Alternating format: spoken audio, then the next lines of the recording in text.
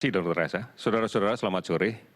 Hari ini kami akan mengupdate kembali data kinerja layanan kesehatan terkait dengan penanganan COVID-19 ini. Hari ini, tanggal 12 Juni 2020, kita mengupdate sampai dengan pukul 12.00 waktu Indonesia bagian Barat selama 24 jam yang lalu. Kita telah melakukan pemeriksaan spesimen sebanyak 15.333. Artinya ini sekarang sudah menjadi 478.953 orang. Dari jumlah spesimen yang kita update tentunya kita bisa melihat bahwa kalau dihitung jumlah orang yang diupdate, yang dites, kalau kita menghitung seluruh angka nasional memang per 1 juta penduduk sedikit nilainya. Namun kita pahami bersama bahwa tiap-tiap daerah tentunya memiliki ancaman epidemiologi yang berbeda. Kita tahu bahwa negara kita ini adalah negara kepulauan, lebih dari 17.000 pulau yang diantarai oleh selat dan laut, tentunya ini juga menjadi barier terkait dengan risiko ancaman pandemi. Oleh karena itu, tidak memiliki ancaman yang sama dari satu pulau ke pulau yang lain, dari satu komunitas ke komunitas yang lain.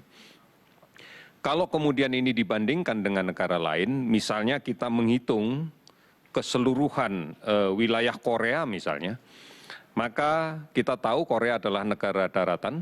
Kita lihat bahwa per 1 juta penduduk yang dilakukan pemeriksaan, dilakukan tes adalah 20.810. Kemudian kalau kita lihat Malaysia, 19.120. Kalau kita lihat Vietnam, 2.827.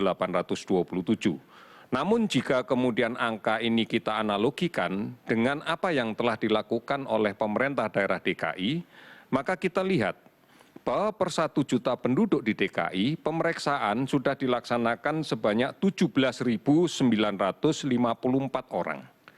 Artinya angka ini sebenarnya tidak kemudian mengesankan bahwa kita tidak menangani dengan baik. Ini semuanya adalah realisasi dari amanat yang sudah diperintahkan oleh Presiden untuk melakukan pemeriksaan secara masif. Ini data-data yang bisa kita dapatkan. Persoalannya adalah tidak mungkin seluruh wilayah tanah air dengan kepulauan yang demikian luas, kita analogikan dengan negara yang hanya dalam satu daratan.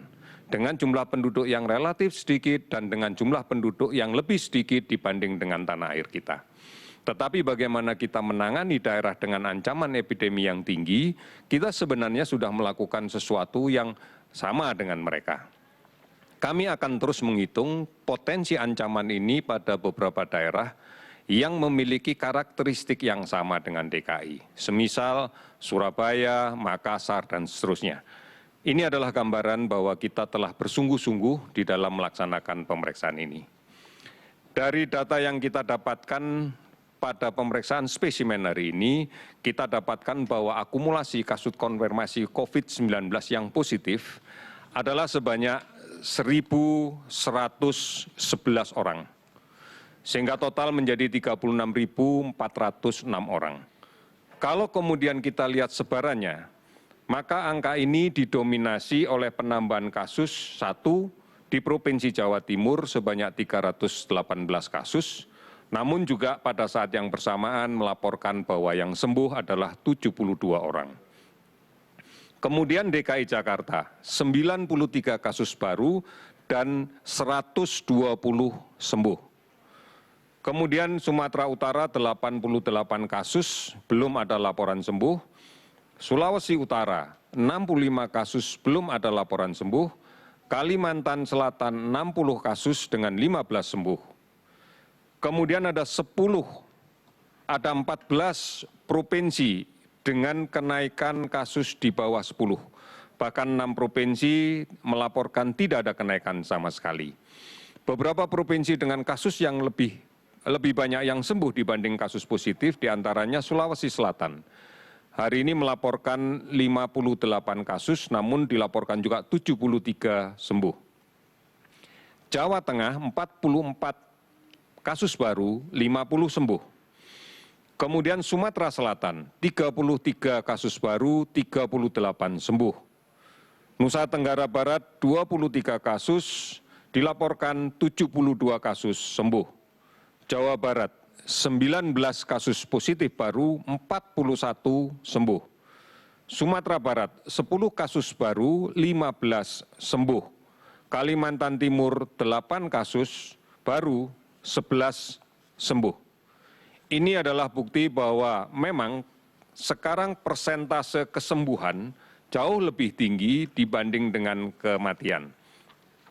Kalau kita perhatikan data akumulasi sampai dengan kondisi saat ini, 35,8% sembuh, sedangkan kematian berada di kisaran 5,67%. Saudara-saudara, kasus sembuh total untuk hari ini sebanyak 577, sehingga kemudian total bisa menjadi 13.213. Meninggal 48, total menjadi 2.048. 424 kabupaten kota telah terdampak COVID-19 di 34 provinsi. Sementara orang dalam pemantauan yang dilakukan sampai dengan saat ini akumulasinya ada 37.538, sementara pasien yang dalam pengawasan adalah sebanyak 13.923 orang. Ini kita maknai bahwa sebagian besar provinsi sudah menuju ke grafik yang cenderung untuk menurun. Bahkan banyak yang kemudian dalam beberapa hari terakhir ini tidak dilaporkan ada kasus baru. Pemeriksaan laboratorium yang secara masif kita lakukan, kemudian kontak tracing yang secara agresif kita lakukan, inilah yang kemudian menggambarkan banyaknya kasus positif yang didapatkan, serta kemudian banyaknya kasus sembuh yang bisa kita laporkan. Saudara-saudara, kita tidak bisa melihat seluruh permasalahan COVID-19 di wilayah tanah air ini dalam satu perspektif data yang sama. Berbagai macam perbedaan pasti akan kita dapatkan, baik terkait dengan risiko maupun terkait dengan kepadatan penduduk. Inilah yang kemudian tidak mungkin kita membandingkan secara langsung antara kondisi negara kita yang demikian luas dengan kepulauan dan jumlah penduduk yang demikian padat serta sebarannya yang tidak merata, sama dengan negara-negara yang relatif berupa satu daratan dengan penduduk yang relatif sedikit. Inilah kajian yang harus kita lakukan setiap saat, sehingga kebijakan yang dibuat pun juga tidak bisa general berlaku untuk keseluruhan. Ini yang harus kita pahami. Oleh karena itu, pengendalian kita semuanya menjadi faktor penting untuk menentukan keberhasilan penanganan COVID-19 ini. Tetap untuk patuh dan disiplin dengan protokol kesehatan, menjaga jarak, menggunakan masker, mencuci tangan dengan menggunakan sabun, pola hidup bersih sehat, cukup aktivitas fisik dan istirahat, ini menjadi penting. Hindarkan kepanikan dan ikuti terus berita tentang COVID-19 ini secara cermat. Karena kita tahu bahwa cara inilah yang bisa kita gunakan untuk bersama-sama mengendalikan COVID-19 ini. Kami yakin bahwa kita semua bisa melaksanakan. Kita pasti bisa. Terima kasih, selamat sore.